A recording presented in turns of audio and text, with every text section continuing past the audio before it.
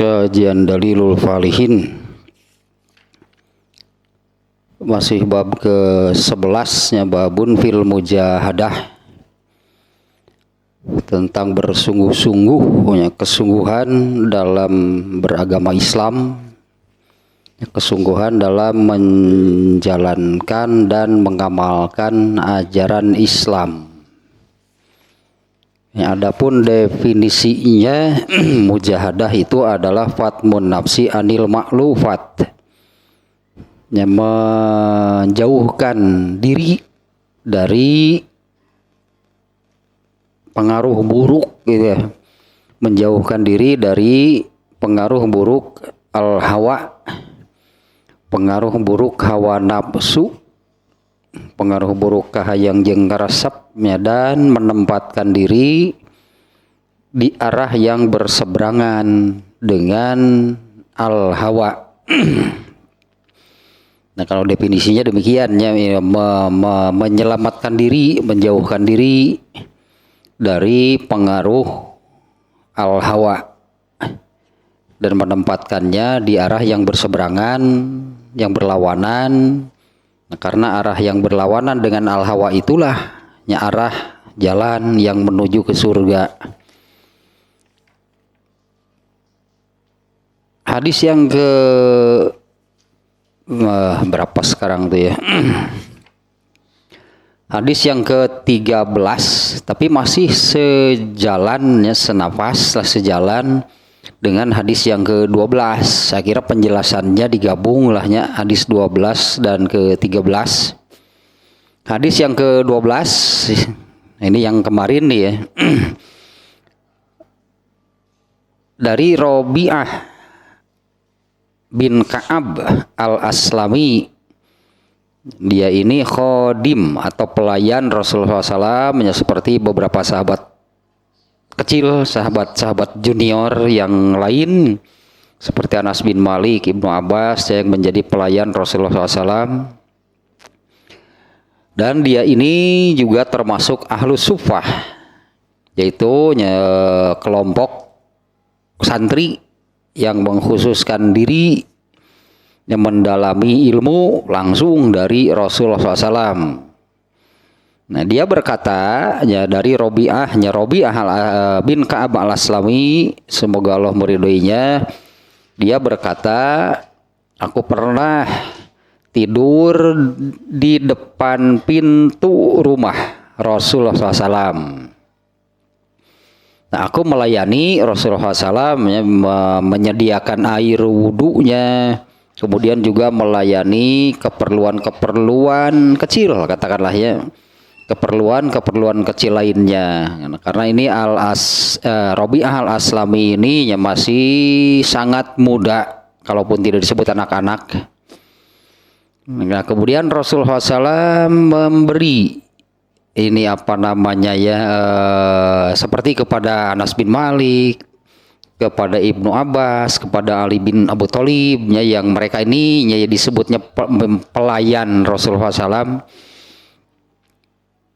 Rasulullah SAW itu memberi timbal balik mungkin ya, karena mereka telah melayani Rasulullah SAW, beliau memberikan timbal balik ya, bentuk balas budi, terima kasih, itunya balas budi, penghargaan, itu diapresiasi dari Rasulullah SAW ya, karena mereka khususnya ini Robi'ah al-Aslami telah melayani Rasulullah SAW. Nah, Rasulullah SAW bersabda kepada Robi'ah al-Aslami, salni, silahkan kamu mau minta apa. Maka Robi'ah al-Aslami mengatakan, aku memohon kepadamu agar aku menjadi teman dekat, menjadi tetangga lah gitunya, teman dekat atau tetanggamu, teman dekatmu di surga. Nah, Rasulullah SAW meminta yang lain. Apa ada yang lain permintaannya? Robi'ah mengatakan tidak ada, hanya itu saja. Jadi seolah-olah Robi'ah ini kalau itu tidak bisa dipenuhi, ya sudahlah, saya nggak akan minta apa-apa yang lain. hanya ingin itu, yaitu ingin menjadi teman dekat, ingin selalu dekat, gitulahnya, ingin menjadi tetangga atau ingin selalu dekat dengan Rasulullah SAW di surga. Nah, ini oleh Rasulullah diiyakan, berarti ini ya.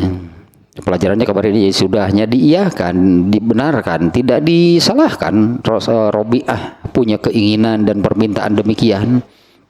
Boleh, berarti ya boleh dan bisa gitu ya, menjadi ini itu pelajaran penting ya, boleh siapapun dan bisa menjadi tetangga selalu dekat dengan Rasulullah SAW bahkan hingga di surga.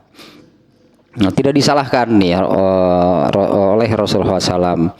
Hanya Rasulullah SAW meminta ini kepada Robi'ah dengan keinginan seperti itu.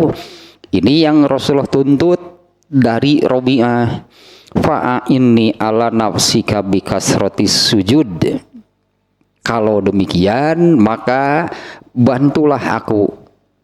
Nah, karena Rasulullah SAW sendiri kan tidak bisa berbuat apapun untuk memenuhi keinginan Robi'ah. Nah, Rasulullah tidak bisa berbuat apa-apa. Karena tidak akan ada orang yang masuk surga karena orang lain, itu nggak akan ada. Nah, maka Rasulullah menuntut seperti ini. Fa'inni, jika demikian maka bantulah aku ala nafsika, yang menjadi keharusan. Nah, untuk permintaan itu ya, untuk permintaan atau untuk bisa menjadi tetangga, untuk bisa menjadi orang dekat dengan Rasulullah SAW di surga, maka bantulah aku yang menjadi keharusan kamu bikasrotis sujud, dengan memperbanyak atau dengan banyak-banyak mengerjakan sholat sunat. Meskipun di sini secara redaksinya bikasrotis sujudnya banyak sujud, tidak ada syariatnya kalau hanya sujud saja. Yang hanya sujud saja di luar sholat itu hanya ada dua, sujud tilawah dan sujud syukur. Nah, sujud tilawah itu apabila bertemu dengan atau ketika membaca ayat sajdah. Kemudian sujud syukur apabila merasa bersyukur ketika mendapatkan suatu anugerah dari Allah. Sujud syukur.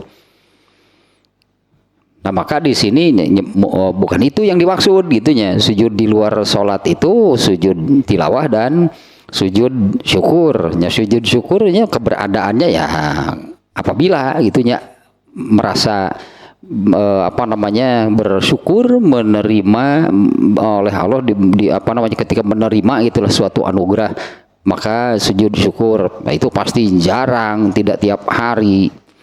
Sujud tilawah juga intinya kalau dilakukan, karena ayat sajdahnya tidak banyak di dalam Al-Quran. Bisa jadi orang yang tiap hari baca Qurannya gitu ya, tidak tiap hari ketemu dengan ayat-ayat sajdah. Nah, maka yang dimaksud di sini adalah memperbanyak sholat sunat. Kita baca dulu di hadis berikutnya ya. Nanti penjelasannya jadi digabung lah sekalian ya, karena isinya sejalan. Nah, hadis yang ke-13. An Abi Abdillahi wa yuqalu Abu Abdirrahman Sawubana maula Rasulillahi sallallahu alaihi wasallam qala sami'tu Rasulullahi sallallahu alaihi wasallam yaqulu alaika bi kasratis sujud fa innaka lan tasjuda lillahi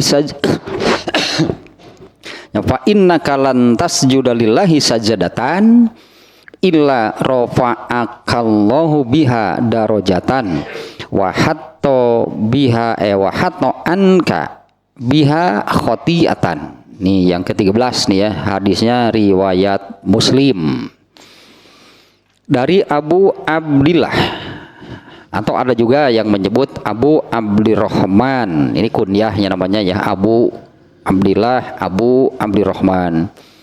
Sauban. Nah, ini nama aslinya nih dari Abu Abdillah atau Abu Abdirrahman, sebutan yang lainnya Sauban, namanya Maula Rasulillahi sallallahu alaihi wasallam. Ya, maula itu istilah untuk hamba sahaya yang dimerdekakan.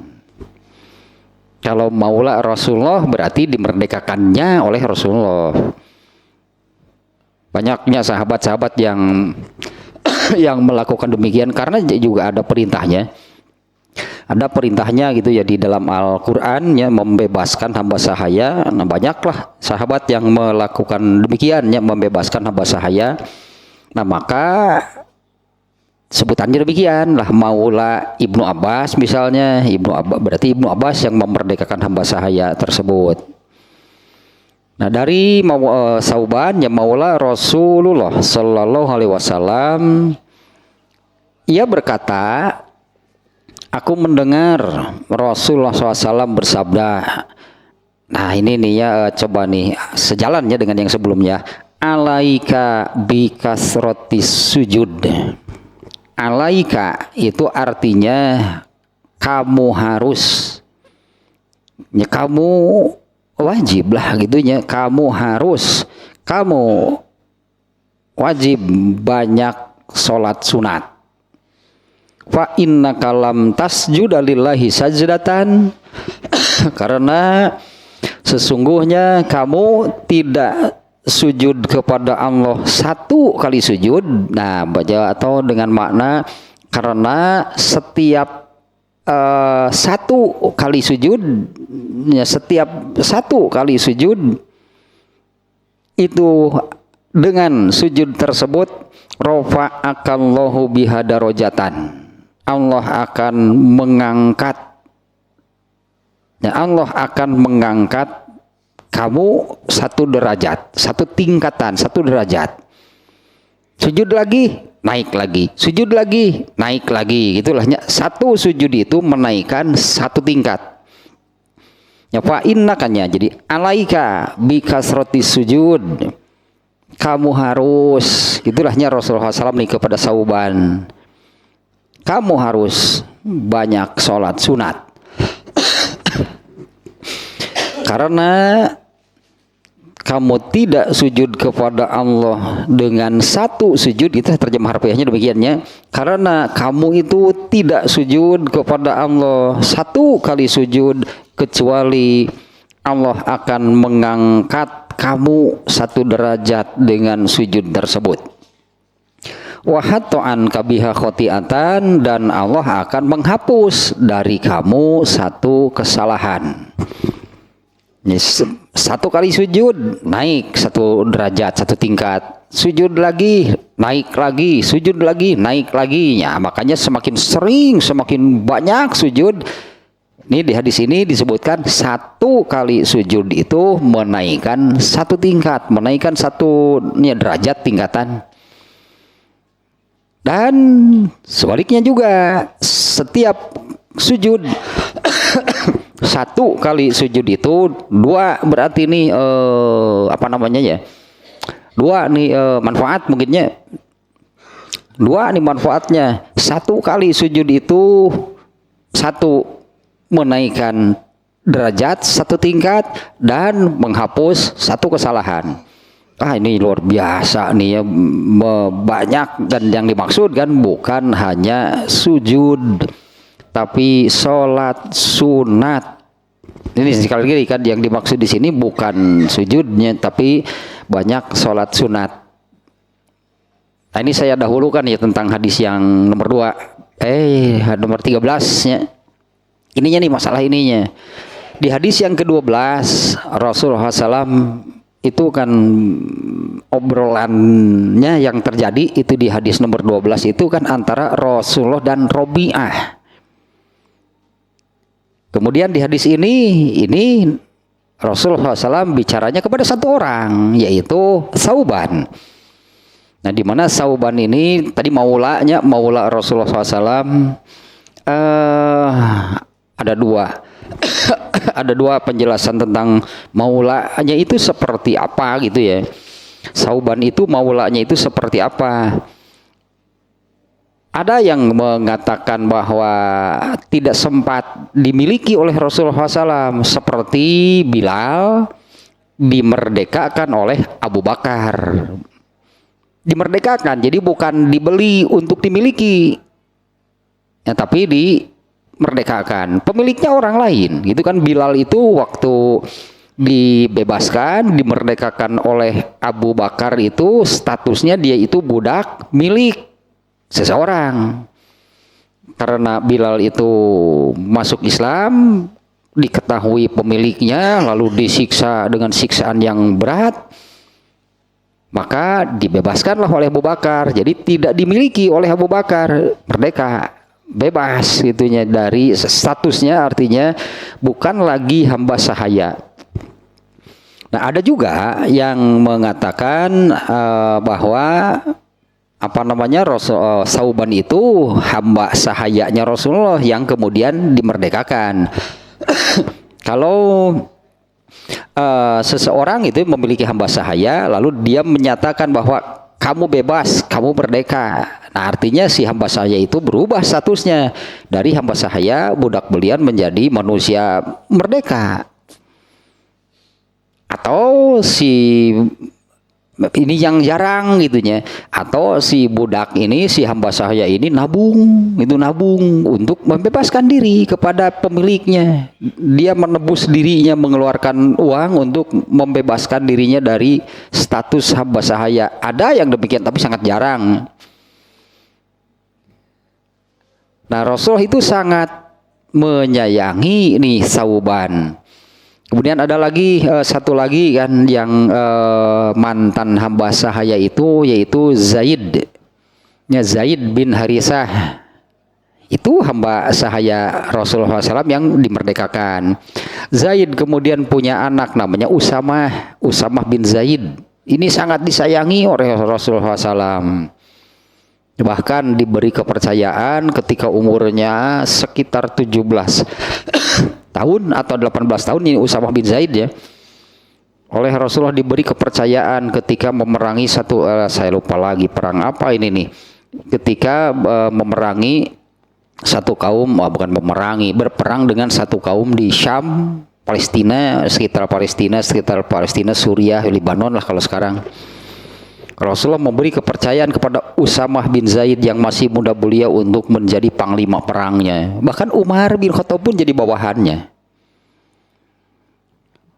Orang-orang sempat mencibir, kenapa gitu ya Rasul itu menunjuk pemimpinnya itu anak muda, anak hamba sahaya yang usianya baru belasan tahun.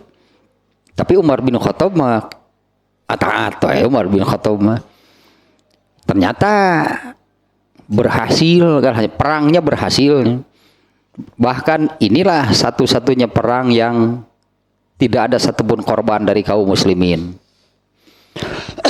Itunya tentang ini Saubannya hamba sahaya maula Rasulullah SAW. Nah, ini dua hadis ini, kalau kita melihat redaksi hadisnya, ini dialog seolah-olah personal gitu kan, Rasulullah dengan Robiah, di mana Rasulullah kan di hadis yang ke-12 Rasulullah minta, kamu mau minta apa? Saya ingin selalu dekat denganmu di surga. Aduh, rada hese cenah eta mah jangan tong eta jangan. Geus moal bios ka jeung henteu we. Ayo boga murid pintar teh kieu ye. Boga murid pintar teh kieu ditawaran teh langsung ka dinya, ya budak. Ini anak-anak nih padahalnya Robiah nih. Nah, ini kan dialog dengan antara Rasulullah dengan Robiah. Ini personal gitu kan obrolannya. Nah, di hadis yang kedua Rasulullah bicaranya juga dengan satu orang, dengan Sauban. Tapi kan apa hadis ini berlaku hanya untuk satu orang? Apalagi kalau kita perhatikan hadis ke-13. Ke-13 nih dengan Sauban. Apa ini hanya untuk Sauban? Rasul memerintahkan kamu harus banyak sujud. Ini hanya untuk Sauban? Nah, kalau begitu nanti terlalu banyak hadis yang andai kalau ini kan ya itulah milik Robi'ah gitu, seolah-olah terus saya tanpa milik Robi'ah. Karena itu kan hanya dengan Robi'ah obrolannya. Nah di sini hanya dengan Sauban. Apa hanya Sauban yang diperintah oleh Rasulullah? Banyak-banyaklah kamu mengerjakan sholat sunat. Karena kamu itu tidaklah sujud kepada Allah satu kali sujud kecuali Allah akan mengangkat derajatmu. Nah sahabat yang lain bagaimana? Andai ini dipahami demikian, hanya yang nomor 12 itu hanya, ya itu sudahlah, itu hanya untuk Robi'ah. Yang ini, ya itulah untuk Sauban. Banyak sebetulnya nasihat Rasulullah SAW, nasihat atau semacam seperti inilah, hanya Rasulullah memberi nasihat. Ini nasihat lah masuknya gitu ya, sebut demikiannya. Rasulullah menasehati Sauban, kamu harus banyak salat sunat.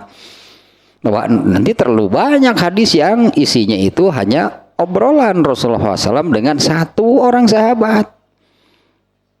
Nah ini yang sering saya munculkan nih. Membaca hadis seperti ini kan jangan dianggap sejarah, seolah-olah ya itulah yang pernah terjadi antara Rasulullah dan Robi'ah. Nah terus bagi kita apa dari hadis itu? Kemudian dari hadis nomor 13, kamu harus banyak sholat sujudnya, dalam arti dengan maksud sholat sunatnya. Karena di dalam sholat pasti ada sujud nih. Kamu harus banyak sujud karena kamu itu tidak sujud satu kali kepada Allah kecuali Allah akan mengangkat derajatmu. Nah, apa ini tidak berlaku bagi sahabat yang lain, bagi umat Rasulullah SAW? Kalau begitu terlalu banyak nantinya hadis-hadis yang isinya itu dialog Rasulullah SAW dengan satu orang sahabat, tapi isinya untuk semua orang. Nah itu yang sering saya katakan, maca hadis atau siga maca sejarah, dalam arti oh inilah sejarah yang pernah terjadi antara Rasulullah SAW dan Robi'ah. Artinya kita nggak mengambil kesimpulan apa-apa, nggak dapat pelajaran apa-apa. Nah ini di nomor 13 juga, kamu harus banyak sholat sunat. Apa ini nggak berlaku untuk sahabat yang lain, untuk umat Rasulullah SAW yang lain? Ya benarnya isinya di sini hanya dialog antara satu orang itu sahabat dengan Rasulullah SAW. Tapi isi hadisnya yang disampaikan oleh Rasulullah SAW ini berlaku untuk seluruh umatnya. Itu yang sering saya katakan, ya, maca hadis teh ulah siga maca sejarah yang ya seolah demikiannya, ya sudahlah gitu. Itu sejarah dulu pernah terjadi obrolan demikian antara Rasulullah dan Robi'ah, antara Rasulullah dan Sauban di hadis ini. Nah kitanya nggak dapat mengambil kesimpulan, nggak mengambil substansinya apa, pelajarannya apa. Apa nggak apa tidak tertuntut, katakan, karena ini tuntutan kan dari Rasulullah, kamu harus banyak salat sunat. Nah, apa kita tidak tertuntut untuk melakukan apa yang diperintahkan Rasulullah dengan keutamaan seperti ini? Setiap kali sujud, maka satu kali sujud naik derajatnya satu tingkat, dihapus satu kesalahannya. Sujud lagi, naik lagi derajatnya, hapus lagi satu kesalahan. Artinya kan semakin banyak sujud, semakin naik. Sampai kemana naiknya? Bisa sampai kepada bukan sejajar dengan Rasulullah SAW, nggak akan pernah ada yang demikian.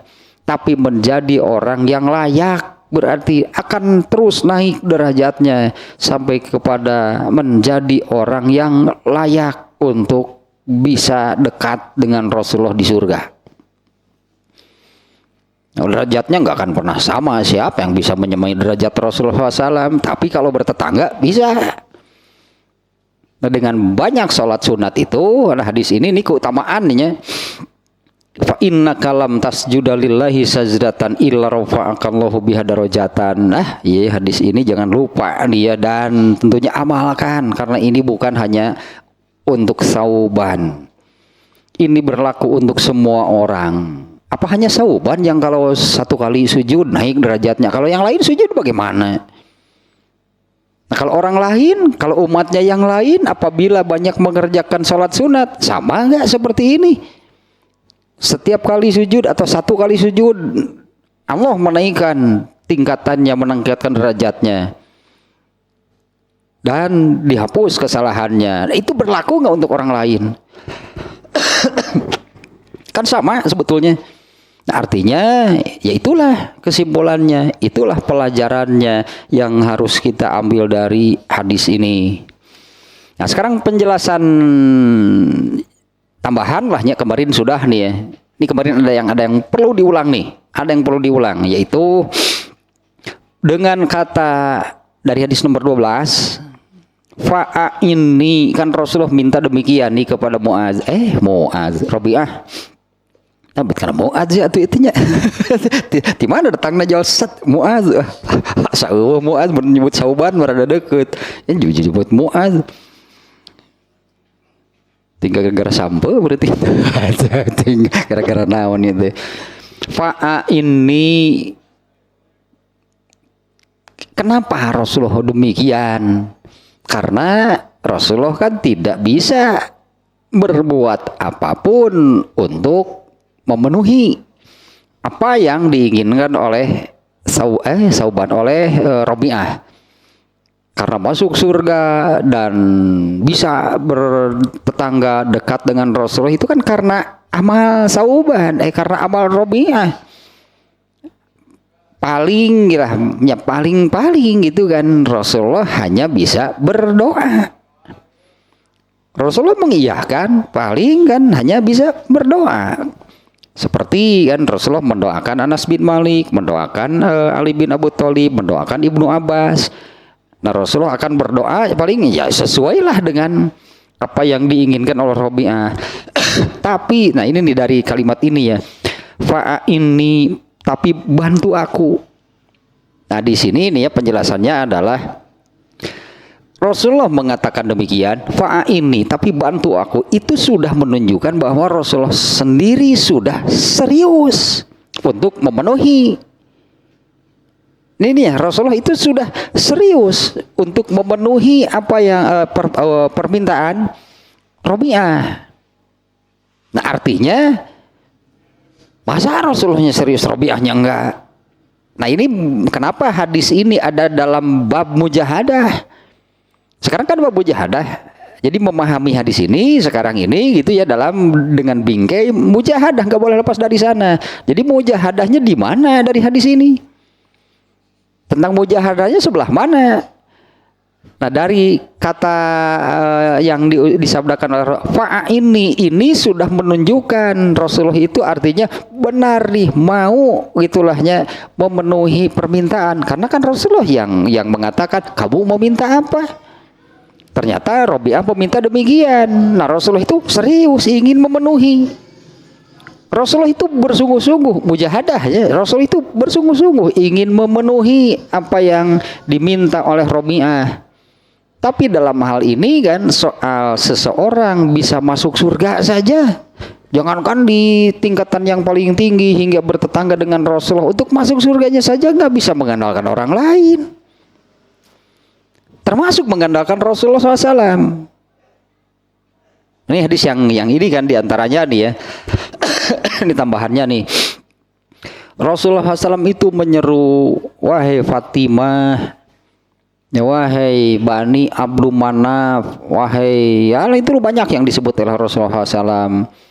Nah, bahkan ada yang khususnya untuk Fatimah itu, ya wahai Fatimah, ikmali ya Fatimah, beramalah kamu Fatimah. Fa inilah amliku laki minallahi syai'an yaumal qiyamah. Karena aku tidak bisa menjamin apa-apa untuk kamu di hadapan Allah pada hari kiamat. Itu Rasulullah SAW kepada anak kandungnya Fatimah, di mana Rasulullah itu seperti apa sih Rasulullah terhadap Fatimah?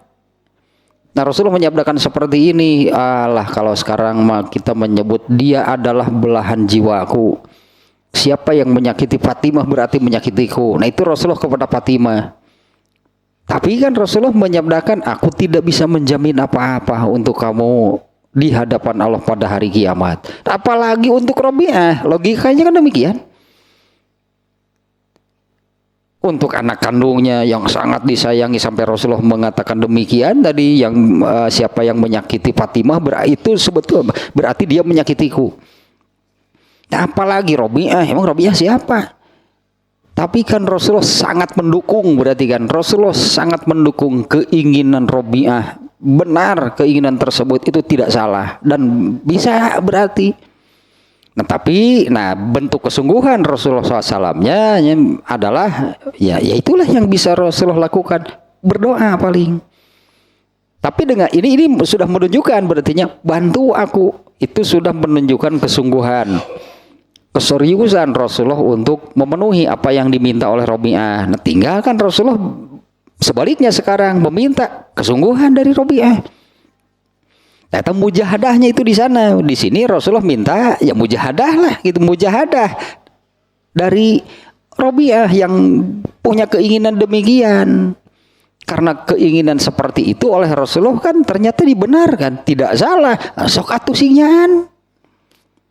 Berarti demikiannya Rasul itu menuntut nih dengan kata fa'ini ala nafsika. Kalau begitu bantu aku yang menjadi keharusan bagi kamu. Nah, di sini Rasulullah berbalik, berarti Rasulullahnya sudah serius ingin memenuhi permintaan Robi'ah. Tetapi kan Robi'ah di sini Rasulullah menuntut kesungguhan mujahadah dari Robi'ah untuk memenuhi keinginannya. Rasulullah menunjukkan nih jalannya, nih caranya, tempuhlah dengan kesungguhan, yaitu bikasrotis sujud. Berarti kan Rasulullah kan menunjukkan jalan, nih caranya kalau mau seperti itu. Dan ini soal mujahadah kan, artinya bersungguh-sungguhlah dalam hal ini kan, banyaklah mengerjakan sholat sunat. Nah, itu yang dituntut oleh Rasulullah. Nah, kemarin saya ibaratkan misalnya kan dokter yang mengobati pasien, dokternya sendiri sudah bersungguh-sungguh ingin menyembuhkan dengan analisa seperti apa gitu kan, diperiksa pakai alat canggih bahkan kan. Kemudian dilakukanlah tindakan, diberi obat. Dokternya sudah serius ingin menyembuhkan pasien. Nah, pasiennya sendiri hare-hare. Kata dokter tidak boleh begini, berarti ini kondisinya begini, berarti tidak boleh begini, harus seperti apa. Pasien nama hare-hare. Pendokternya ge geuleuh ningali nu kitu teh Aisyah yang cager maneh mah dituduhkeun kieu yang cager mah. Tapi kan pasiennya tidak ada keseriusan. Ini hanya soal mujahadahnya. Nah, sekarang penjelasan tambahan lah yang kemarin nih di hadis yang ke-12 nih belum tersampaikan. Banyak mengerjakan sholat sunat, itulah yang dimintanya oleh Rasulullah SAW nih. Banyaklah mengerjakan sholat sunat. Nah, ini penjelasannya. Al-mahsolu linaili martabatil kurbi. Itu cara nih untuk meraih derajat yang dekat lah, karena kalau sejajar sepadan ya dengan Rasulullah itu sudah enggak mungkin. Itulah cara al-mahsolu linaili martabatil kurbi. Itulah cara untuk meraih derajat ya mendekati itulahnya Rasulullah SAW. Wal mutahhiru lin nafsi an khobaisiha, dan banyak sujud itu adalah membersihkan diri dari segala atau dari banyak dosa. Lebih jelasnya kan di hadis yang berikutnya tadi. Satu kali sujud Allah menaikkan derajatnya satu tingkatan, plus hapus satu dosanya. Sujud lagi, naikkan lagi, plus hapus dosanya. Nah, maka ininya nih yang diminta oleh Rasulullah mengerjakan sholat banyak sholat sunat. Inilah cara untuk meraih martabat, mendekati, itulah hanya sebutnya mendekati Rasulullah SAW dan membersihkan diri dari segala kotorannya, dari dosa-dosa, al-mukhrijulaha an syahwatiha wa adatiha, dan banyak mengerjakan, ini penting nih, banyak mengerjakan sholat itu bisa mengekang hawa nafsu. Banyak mengerjakan sholat itu bisa menghalangi, tadi kan sesuai dengan definisinya ya, bisa mengekang diri, bisa mengendalikan diri dari pengaruh buruk al-hawa. Al-mukhrijulaha an syahwatiha wa adatiha, ya, dan banyak mengerjakan sholat sunat itu bisa mengeluarkan diri, itulah mengekang diri, menguasai dirinya dari pengaruh buruk syahwat atau pengaruh buruk al-hawa. Wa wibu'dika an hazihin naqo isi al-muaddi ila dawamil muraqabati yahsul roki ilal murafaqati wal mujawarati. Nah, dan dengan jauhnya, dengan menjauhi pengaruh buruk al-hawa, pengaruh buruk hawa nafsu, itu akan al-muaddi ila dawamil muraqabah. Ini akan konsisten ini akan memunculkan ini nih, akan memunculkan rasa konsisten dalam hal muraqabah. Muraqabah itu artinya kan diawasi oleh Allah, tetap perasaan selalu diawasi oleh Allah itu akan muncul. Nah, pantas nih ya Rasulullah minta ininya dari untuk apa sih Rasulullah minta ini? Kan untuk tujuan. Ya, Rasulullah minta banyaklah mengerjakan sholat sunat. Rasulullah minta itu untuk apa? Dengan tujuan kan? Rasulullah meminta banyak mengerjakan sholat itu untuk tujuan bisa menjadi orang dekat dengan Rasulullah di surga. Nah, untuk tujuan itu Rasulullah minta. Nah, ini akan muncul nih hal seperti ini nih ya, dengan banyak sholat sunat itu ya. Maka dengan menjauhi syahwat, menjauhi al-hawa, nah akan ada jauhnya dari hal buruk, berarti nah itu akan membawa kepada dawamul muraqabah, akan bahasa kita susah nih, akan mendatangkan konsisten. Itu muraqabah juga ada hese itu. Muraqabah juga hal yang sulit ya artinya ya. Nah, akan dawam nih, di dalam diri ini ada muraqabah, yaitu rasa diawasi oleh Allah, dilihat, diawasi, diperhatikan oleh Allah. Nah, di mana hal ini yang akan bisa diraih? Ya, sulur rokiu ilal murafaqah wal mujawaroh. Nah, di mana hal ini yang bahasa orang namanya hese nih. Maka naik sebut tetelahnya naik semakin mungkinnya, maka semakin naik tingkatan, semakin naik derajatnya itu bisa diraih sampai kepada murafaqah, menjadi orang yang dekat, wal mujawaroh, dan bertetangga. Nah, tadi kalau diterjemah bertetangga juga bisa nya. Doakanlah aku lah, seolah demikian lahnya. Doakanlah aku minta bisa menjadi tetanggamu di surga. Nah, dengan hal seperti tadi ya, menjauhkan diri dari syahwat, dari al-hawa, dari keburukan, pengaruh buruk al-hawa, ini akan sampai kepada dawam, konsisten dalam hal di dalam diri itu ada muraqabah, merasa selalu dilihat, diawasi dan diperhatikan oleh Allah. Nah, yahsulur roki ilal murafaqah wal mujawaroh. Nah, dengan cara demikian maka naik semakin naik derajat, semakin naik tingkatannya itu hingga bisa murafaqah dan mujawaroh dengan Rasulullah SAW itu bisa diraih. Ini yang luar biasa nih penjelasan barusan nih.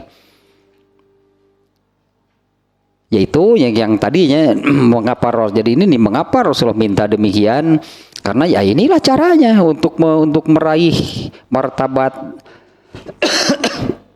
yang tinggi sehingga dekat dengan Rasulullah. Juga ini menjadi pembersih bagi dirinya dari dari segala kotoran, dari segala dosa, dan akan mengeluarkan diri dari pengaruh syahwat dan al-hawa.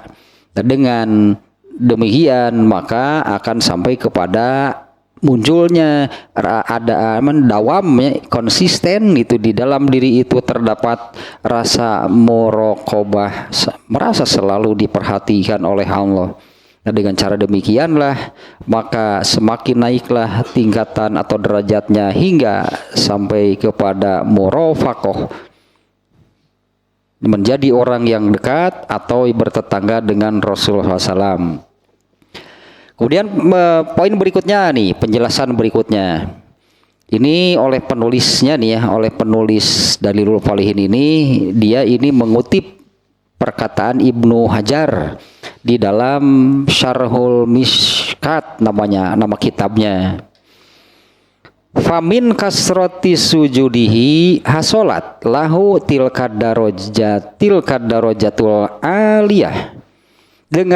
Karena dengan banyak sujud itulah hasolat lahu tilkad darajah, tercapailah ketinggian derajat, ya, tercapailah derajat yang tinggi, allati la matma'a fil wusuli ilaiha, yang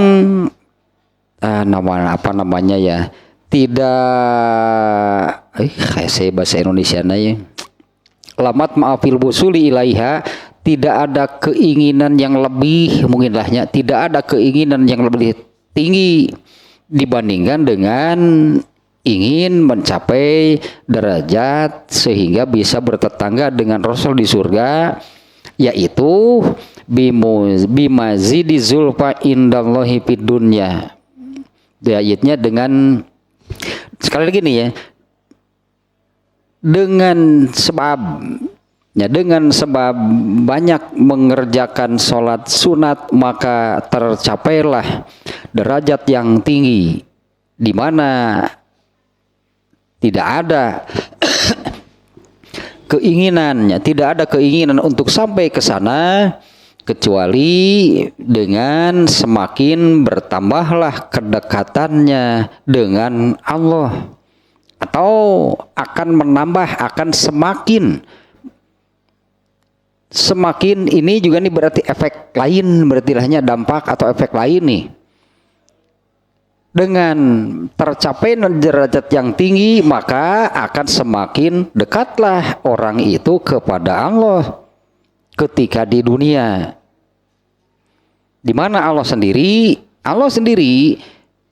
ada ternyata ayatnya gitu ya, Allah sendiri memerintahkan gitu ternyata agar manusia itu banyak mengerjakan sholat sunat, yaitu pada ayat wasjud waqtarib. Ini surat Al-Alaq ayat terakhir ya kalau nggak salah nih, wasjud maka sujudlah, ini ayat nih, wasjud waqtarib. Maka ini juga sama nih perintah. Ini ayat Al-Quran, isinya sama, bukan banyak sujud, banyak sholat sunat, berarti maksudnya sama nih. Maka banyak-banyaklah mengerjakan sholat sunat, waqtarib maka mendekatlah. Fakullu sajdatin fiha qurbun makhsusun. Maka setiap sujud, nah seperti ini ya di hadis nomor 13 nih. Maka setiap sujud itu adalah, bahasanya di sini qurbun makhsusun, itu cara mendekat kepada Allah yang khusus. Istimewa berarti di sholat sunat tuh sebetulnya ya. Sholat sunat itu amal yang istimewa, benar nih.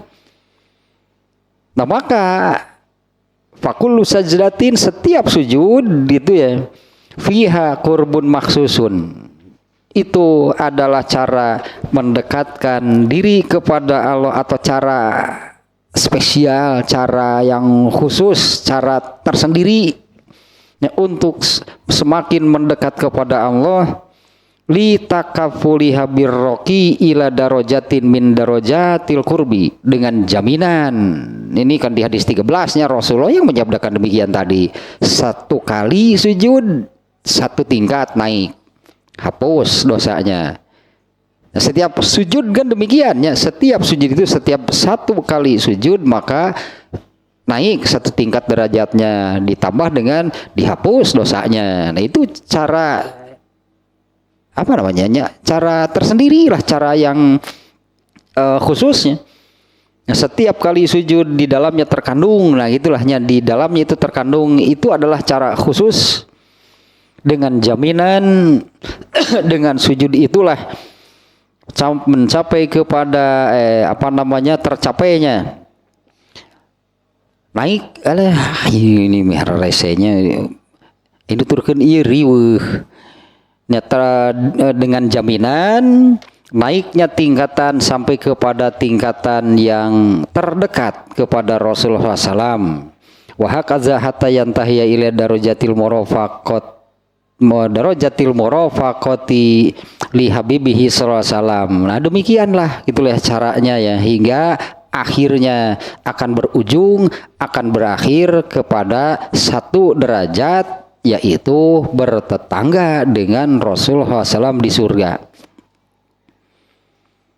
Fanutija min haza, maka ini ada diberi satu kesimpulan nih. Fanutija min hazal lazi huwa alamin wali qaulihi ta'ala. Maka bisa disimpulkan ini erat kaitannya dengan ayat surat Ali Imran ayat berapa nih yang ini nih? Qul in kuntum tuhibbunallaha fattabi'uni yuhibbukumullah. Katakanlah oleh Muhammad, jika benar kalian mencintai Allah maka ikutilah aku, pasti Allah pun akan mencintai kalian. Nah sekarang ini penjelasan terkait dengan ayat tersebut. Annal qurba min Rasulillahi SAW la yahsulu illa biqurbi minallahi ta'ala. Sesungguhnya dekat dengan Rasulullah SAW itu tidak akan tercapai kalau bukan dengan cara mendekati Allah. Akhirnya dikaitkan dengan ayat ini nih. Katakanlah oleh Muhammad, jika kalian mencintai Allah maka ikutilah aku, pasti Allah mencintai kalian. Nah tentang memperbanyak salat sunat yang dikaitkan dengan ayat ini, maknanya menjadi maka dekat dengan Rasulullah SAW itu tidak bisa diraih kecuali dengan cara mendekatkan diri kepada Allah. Wa anal qurba minallahi la yanalu illa biqurbi minar rasulihi SAW. Dan sebaliknya juga, dekat dengan Allah itu tidak bisa diraih kecuali dengan cara mendekati Rasulullah. Nah kalau dalam hal ini kan yang dimaksud dengan bagaimana cara mendekati Rasulullah. Dulu para sahabat lah anggapnya seperti itu kan. Dulu para sahabat Rasulullahnya masih ada. Artinya ya jangan jauh-jauh dari Rasulullah berarti. Nah kalau generasi berikutnya, orang-orang yang hidup setelah Rasulullah, tidak ada yang dimaksud mendekati Rasulullah itu yang, atau bagaimana caranya? Kakuburan anak itu kakuburan anak itu di Masjid Nabawi bukan kan, karena yang diikuti oleh para sahabat dari Rasulullah itu adalah wahyu, adalah agamanya yang diikutinya. Yang diikuti dari Rasulullah SAW oleh para sahabat itu kan risalahnya, agamanya, wahyunya. Adapun untuk ini sunnah Rasulullah itu kan terbagi menjadi 3. sunnah mutabaah, sunnah jibiliyah, sunnah tarkiyah. Yang diikuti oleh para sahabat itu adalah sunnah mutabaah. Ini yang berasal dari wahyu, ini yang berasal dari Allah. Adapun sunnah jibiliyah artinya Rasulullah sebagai manusia di luar, beliau sebagai Rasul, ini nggak harus diikuti. Nih misalnya nih, tentang hadis ini, tentang takabur, kan ada sahabat, saya lupa lagi namanya, ada sahabat yang Rasulullah, saya ini suka berpakaian yang bagus. Ya, saya suka berpakaian yang bagus, yang ya pastilah ada harga gitu kan. Harganya mahal, pakaiannya bagus. Apa saya termasuk takabur? Kemudian Rasulullah kan menjawab, bukan, takabur itu adalah batrul haqi wa gomsunas. Nah, kita melihat nih dari dialog itu. Ini ada sahabat yang demikian, sahabat yang dia memang suka saja berpakaian yang bagus, berpakaian yang mahal. Nah, Rasulullah sendiri bagaimana? Sahabat yang lain bagaimana? Artinya ini kan orang ini punya style sendiri soal berpakaian. Inilah saya seperti ini. Tapi dia khawatir, apa saya takabur kalau saya itu ingin demikian? Pakaian yang bagus, harganya juga mahal. Sepatu nanti genclang gitu lah, herang gitu sepatu nanti, pokoknya mahal lah. Tapi kan sahabat ini bertanya kepada Rasul itu, apa dia takut, apa saya takabur kalau seperti itu? Artinya kan kita melihat bahwa dia punya gaya sendiri, dia punya fashion sendiri, punya style sendiri, berpakaiannya demikian. Beda berarti dengan Rasulullah, beda dengan sahabat yang lain. Nah, artinya dia ini soal pakaiannya, soal model kah, modelnya, ya harganya. Tidak mengikuti Rasulullah. Dia punya gaya sendiri, itu jibiliyah, memang nggak harus diikuti. Yang diikuti oleh Rasulullah, oleh para sahabat dari Rasulullah SAW itu adalah sunnah mutabaah. Nah, inilah yang berasal dari Allah. Inilah Islam yang diikuti oleh Rasulullah. Para sahabat itu Islamnya dari Rasulullah. Berarti ini juga berlaku untuk semuanya. Apa kita nggak bisa dekat dengan Rasulullah? Bisa. Dengan cara apa? Sunnahnya dulu yang diikuti oleh para sahabat juga adalah sunnah Rasulullah. Di luar tadinya sunnah jibiliyah, ada gini tetap sahabat. Soal cara berpakaian, soal model yang dipilih beda dengan Rasulullah. Itu memang bukan urusan agama. Tapi yang dari agamanya itulah yang diikuti oleh para sahabat. Itulah yang dimaksud dengan dekat dengan Rasulullah. Dan ini berlaku untuk semua umatnya. Kembalinya bukan hanya untuk sahabat. Semua harus dekat dengan Rasulullah. Sekali lagi nih, ini kalimatnya seperti ini nih ya. Anal kurba min Rasulillahi SAW la yahsulu illa bi kurbil kurbi minallah. Dekat dengan Rasulullah SAW, karena ini kan masalahnya atau Robiah di sini mengatakan saya ingin dekat dengan Rasulullah. Dekat dengan Rasulullah itu tidak bisa kalau tidak dekat dengan Allah. Artinya bukan dengan cara mendekat kepada Allah. Dan sebaliknya, untuk dekat kepada Allah itu juga tidak bisa kalau tidak dengan cara dekat dengan Rasulullah. Nah, mendekati Allah, dekat dengan Allah bagaimana? Taat nggak ada lagi kan? Karena semua bentuk ketaatan, semua bentuk ibadah kepada Allah itu adalah bentuk taqarrub bahasa Arabnya. Taat kepada Allah, beribadah kepada Allah, beramal soleh, itulah cara bertaqarrub kepada Allah. Taqarrub itu mendekatkan diri kepada Allah. Bagaimana caranya kalau ingin mendekatkan diri kepada Allah? Taati Allah, ikuti, ibadahi dengan cara kan mengerjakan amal soleh. Dan dekat dengan Allah itu juga tidak bisa kalau tidak dekat dengan Rasulullah. Dan dekat dengan Rasulullah bagaimana? Ikutilah sunnahnya, sunnah mutaba'ah, tapi dalam hal ini artinya ya ikutilah Rasulullah. Jadi kalimatnya ini luar biasa nih ya, setelah oleh penulisnya nih dikaitkan dengan ayat ini dengan in kuntum tuhibbunallaha fattabi'uni yuhibbukumullah. Katakanlah, ini ayatnya nih ayat 31 nih, Ali Imran 31. Katakanlah olehmu Muhammad, jika benar kalian mencintai Allah maka itu ikutilah aku. Pasti Allah mencintai kalian. Nah, ini maknanya adalah dekat dengan Rasulullah SAW itu tidak bisa diraih kecuali dengan dekat kepada Allah. Wa anal qurba minallahi ta'ala la yunalu illa bil qurbi min rasulihi sallallahu alaihi wasallam. Dan untuk dekat dengan Allah itu tidak bisa kecuali dengan cara dekat dengan Rasulullah. Nah, dekat dengan Rasulullah SAW itu adalah dengan cara mengikuti sunnahnya. Hidupnya bisa kapan saja. Artinya bukan hanya untuk sahabat. Ini juga berlaku untuk generasi manusia setelah beliau tidak ada. Harus dekat dengan Rasulullah. Sebutannya berarti harus dekat dengan Rasulullah. Alah, ini nih, ini rasa mungkinnya ini yang obrolan gitunya saya dengan dulu anggota kajian kita nih ya, itu almarhum Pak Budi.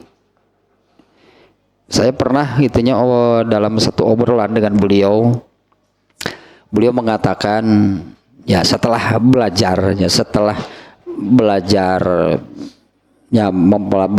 mempelajari itulah Al-Qur'an, terutama dengan mengenal hadis, karena kalau hadis pasti kan menerangkan Rasulullah ya, terutama setelah itu mengikuti kajian tentang hadis. Saya ingat perkataan beliau demikian, Rasulullah SAW itu terasa hadir membimbing, memberi tuntunan, menunjukkan jalan. Itu mungkin yang terasanya, artinya semuanya juga harus demikian. Terasa itu Rasulullah SAW itu seolah-olah hadir. Jadi ketika mendengar penjelasan ketika membaca hadis itu rasanya itu Rasulullah langsung itu yang memberikan pelajaran, memberikan tuntunan. Ya, saya ingatnya kalimat beliau demikian nih ya. Setelah mengikuti kajian itu tentang hadis, terasa Rasulullah SAW itu serasa, bahasanya begini, serasa hadir, mengajar, memberi bimbingan, memberi tuntunan. Nah, itu benar, berarti sudah terasa dekat. Berarti dulu katanya sebelum kajian hadis-hadis seperti ini kan Rasulullah itu hanya digambarkan sosok yang agung, yang derajatnya juga di mana gitu ya, seolah-olah saya ini siapa, nggak pantas dekat dengan Rasulullah, padahal harus dekat justru kan. Dikenalkannya Rasulullah itulah sosok yang agung, bahkan kan tidak sedikit orang Islam sendiri yang mengkultuskan Rasulullah SAW. Rasulullah itu di mana gitu tingkatannya, kalau saya ini mana bisa dekat dengan Rasulullah, padahal Robiah juga ingin dekat dengan Rasulullah. Nah, artinya kan kalau ingin dekat dengan Rasulullah di surga, maka dekatilah Rasulullah ketika di dunia. Jangan jauh-jauh berarti dari Rasulullah ketika di dunia. Kan saya kira logikanya gampangnya.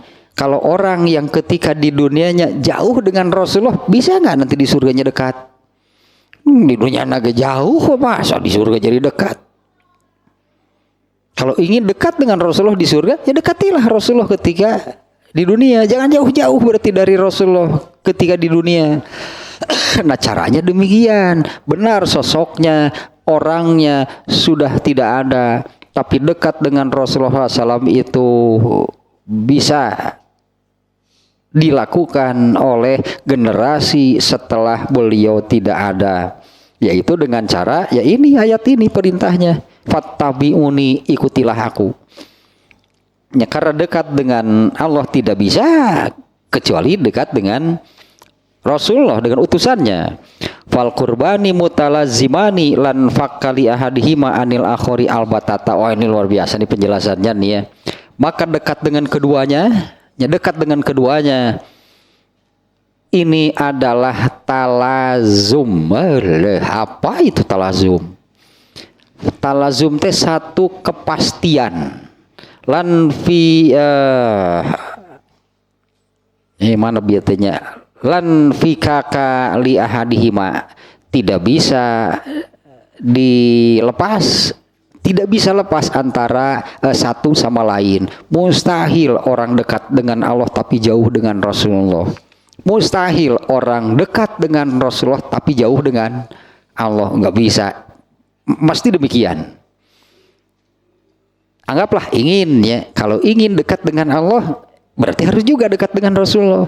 Kalau ingin dekat dengan Rasulullah, berarti harus juga dekat dengan Allah. Nggak bisa dekat dengan salah satu. Ini ayatnya nih ya, berdasarkan ayat ini. Untuk dekat dengan Rasulullah SAW itu tidak bisa diraih kecuali dengan cara dekat dengan Allah. Dekat dengan Allah itu caranya adalah taatlah kepada Allah. Kemudian kalau ingin kalau dekat dengan Allah tidak bisa kecuali dengan cara dekat dengan Rasulullah. Nah, dekat dengan Rasulullah seperti apa? Sama, yaitu taatlah kepada Rasulullah. Nah, karena ini ya anggaplah ya quote of the day ya. Mustahil orang dekat dengan Allah tapi jauh dengan Rasulullah. Seperti sebaliknya, mustahil orang dekat dengan Rasulullah tapi jauh dengan Allah, karena dekat dengan keduanya ini tidak bisa dipisahkan. Ini ya, karena dekat dengan keduanya ini tidak bisa dipisahkan, tidak bisa hanya dekat dengan salah satu, itu mustahil. Karena ini talazum, kedekatan dengan keduanya ini talazumnya yang kepastian yang tidak bisa dipisahkan. Kemudian ini wa min sama auqa ta'ala mutaba'ata rasulihi bainatil kal mahabbataini liyu'allimana anna mahabbatal abdi lillahi wa mahabbatuhu lil abdi mutawaqqafatani ala mutaba'atu rasulihi. Dari hal ini maka Allah menetapkan mengikuti Rasulullah SAW, auqa mutaba'ata rasulihi, Allah menetapkan bahwa mengikuti Rasulullah SAW itu salah satu dari dua kecintaan. Ini nih ayatnya kan, karena di ayatnya tadi menyebutkan jika kamu mencintai Allah, nih ayatnya demikian ya, jika kamu benar mencintai Allah maka ikutilah aku. Nah, Allah meletakkan bahwa mengikuti Rasulullah SAW itu salah satu dari dua kecintaan. Nah, di mana hal ini Allah mengajarkan bahwa kecintaan seorang hamba kepada Allah itu akan membuahkan kecintaan Allah kepada orang tersebut. Kecintaan seorang hamba kepada Allah itu akan membuahkan kecintaan Allah kepada orang tersebut. Dan hal itu akan sangat tergantung dari mutaba'atur Rasul. Dan hal itu sangat tergantung kepada mengikuti Rasulullah atau enggak. Intinya keduanya itu akan sangat tergantung. Kecintaan seseorang kepada Allah itu akan membuahkan kecintaan Allah kepada dirinya. Ini ayatnya tadi demikian ya. Karena ayatnya tadi kan yuhibbukumullah, pasti Allah mencintai kalian. Nah, hal itu sangat tergantung kepada apakah seseorang itu mutaba'ah atau apalagi sebutannya mengikutilah, artinya mengikuti, taatinya. Apakah seseorang itu mengikuti, menaati Rasulnya atau tidak?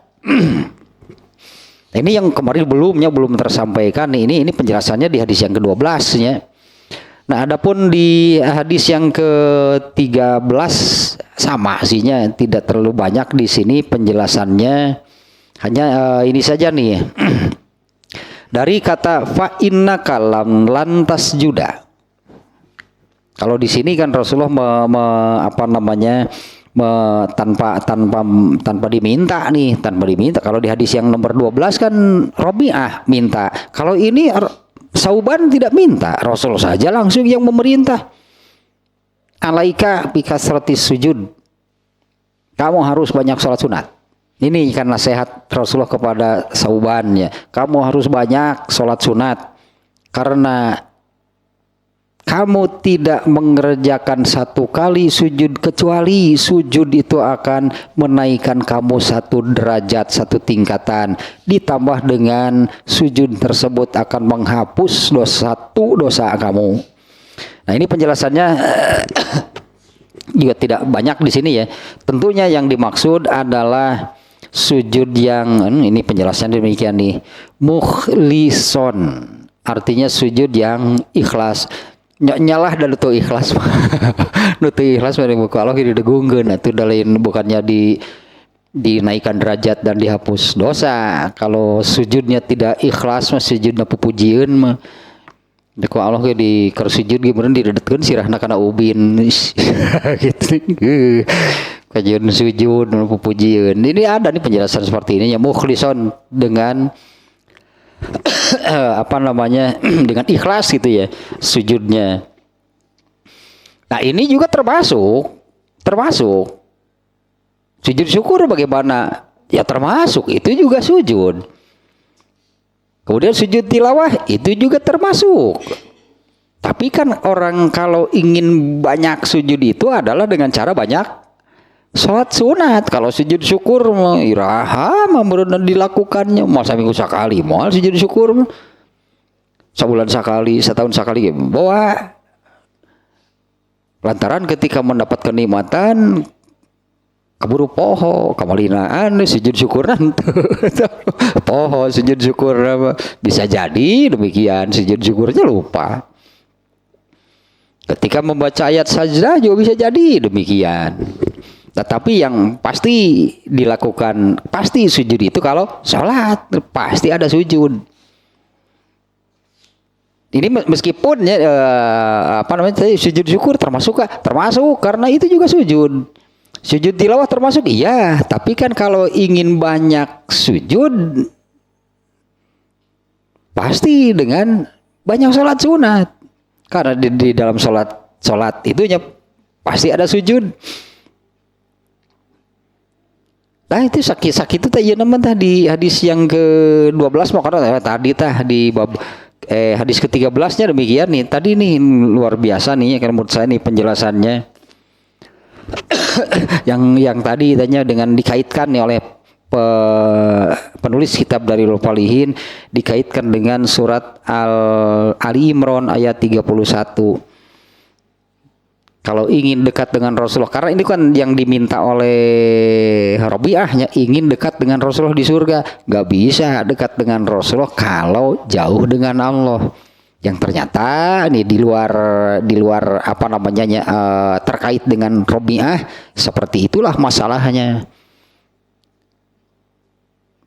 Kalau ingin dekat dengan Rasulullah berarti harus dekat dengan Allah. Sebaliknya juga ternyata sama. Kalau ingin dekat dengan Allah berarti harus dekat dengan Rasulullah. Karena kan ini juga kan tidak bisa dipisahkan. Makanya ini makanya katakanlahnya kita melihat dua kalimat syahadat kan tidak bisa dipisahkan. Yang pertama adalah tentang Allah, yang kedua tentang Rasulnya. Jangan dipisahkan nih Allah dan Rasulnya. Bahkan ini kan menjadi akidah orang Islam, dua pengakuan ini. Satu tentang Allah itu kan pengakuannya tidak ada Tuhan selain Allah. Yang kedua pengakuannya tentang Rasulullah, yaitu Muhammad itu adalah utusan Allah. Ini tidak bisa dipisahkan, ini dua ini. Artinya nih berarti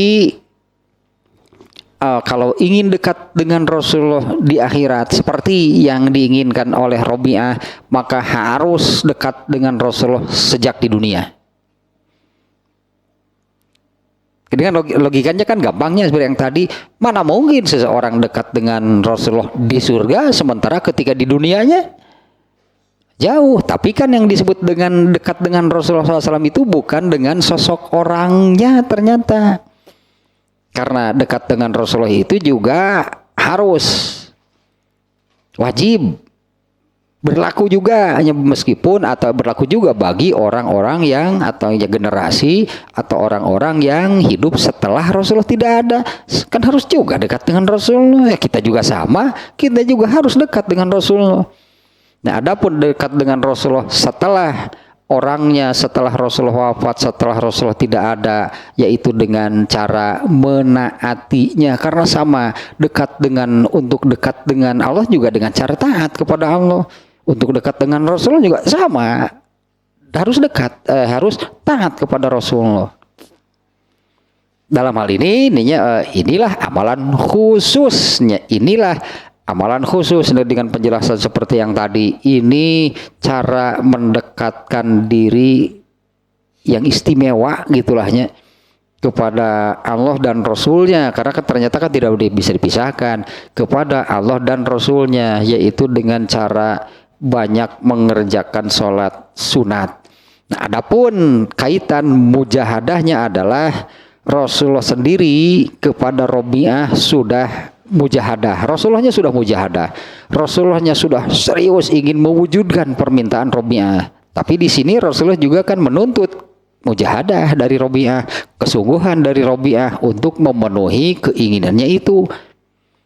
Rasulullah menunjukkan caranya, menunjukkan nih caranya kalau ingin demikian, yaitu banyak mengerjakan sholat sunat. Dan ini juga nih hal yang paling pentingnya, yaitu jangan memahami apa yang terjadi antara Rasulullah dengan Robi'ah, juga Rasulullah dengan Sauban itu sebagai sejarah saja. Tapi ini pelajaran untuk seluruh umatnya. Artinya kan dengan cara yang sama, dengan sebab yang sama, pasti akibatnya tidak akan berbeda. Kan kurang lebih demikiannya, dengan cara yang sama, pasti akibatnya tidak berbeda.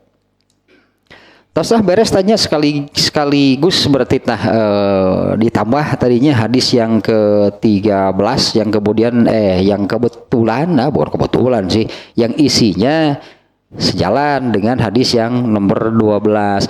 Bedanya kalau dengan Robi'ah karena ada permintaan Robi'ah, kalau ke Sauban kan tidak ada. Ya, kalau kepada Sauban kan Rasulullah tidak karena permintaan Sauban. Nah, Rasulullah saja menasehati untuk semua orang sebetulnya banyaklah mengerjakan sholat sunat, karena setiap kali sujud derajatnya dinaikkan oleh Allah satu tingkat, ditambah dengan satu dosanya dihapus.